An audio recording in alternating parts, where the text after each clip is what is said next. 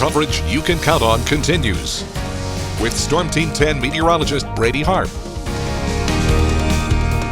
Hey, good afternoon. Welcome back. If you're just joining us, we're on top of a substantial winter storm passing through the Wabash Valley. It's starting to right now. Today's day one and also round one of wintry conditions. Now, it started out as rain and it's going to start to switch over here in just the next couple of hours. You're really running out of time when it comes to safe travel throughout the Wabash Valley as this rain switches over to a wintry mix and ice accumulation becomes a possibility. And the later we get into the day, snow is going to become a possibility.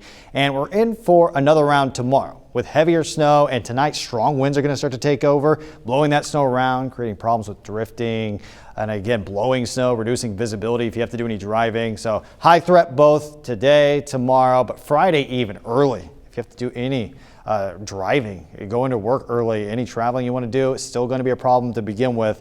But then the problem becomes very cold conditions with temperatures in a very low spot on top of the wintry weather that we've already had. So start planning ahead now, have a backup plan in case you do run into a power outage and you have to deal with bitter cold conditions. Now you can see our storm tracker at this moment. We have, again, widespread heavy rain. It's been passing through all morning long, but you can see to the northwest and it's just this transition line between rain, a wintry mix, and snowfall is eating more and more into the Wabash Valley as we move through this afternoon. So this is all going to try to switch over into some form of wintry precipitation. Along and north of I-70, it's mostly going to be snow, but farther south, wintry mist is going to take over and it's going to try to become ice accumulation, maybe even some snowfall. And you can see farther to the north just how fine that line is in some locations where it's raining farther to the north. You can see north of Clinton and then snow just a little bit to the north. So if you have to do any driving on 41, you're heading north, you're trying to move out, or trying to drive outside the Wabash Valley today.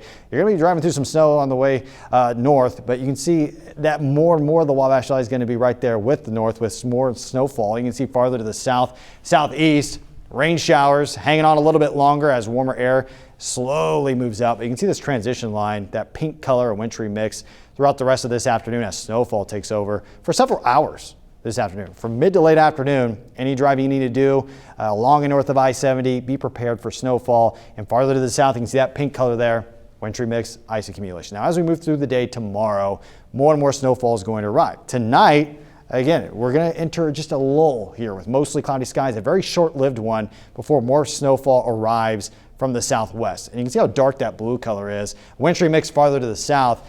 And I want you to pay attention to the time here. 3 a.m. at the top here. 3 to 4, 4 to 5, 5 to 6, 6 to 7.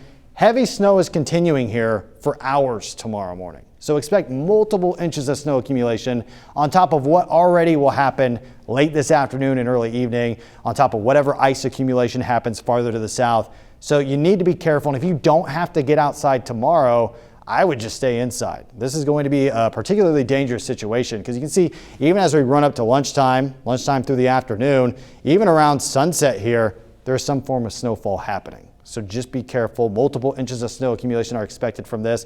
You can see our snowfall forecast along north of I-70. Expect more snow accumulation, but even farther to the south where you have less snow accumulation, still watch for ice accumulation underneath whatever snowfall does accumulate tomorrow. You can see our 7-day forecast. After the winter storm passes through, our next problem becomes very low temperatures. -2 degrees Saturday morning. If you have a power outage from this winter storm, yeah, you plan ahead for this now. You do not want to be in a situation where you don't have power, heat with temperatures below zero. So plan ahead now, be careful. Brady, thank you so much. And before we go to break, here is a live look outside in Terre Haute. Storm Team 10's Everett Lau is capturing this picture for us. And of course, team coverage of Groundhog Day Winter Storm 2022 continues right here on WTHI-TV, online at WTHI-TV.com. We'll be right back.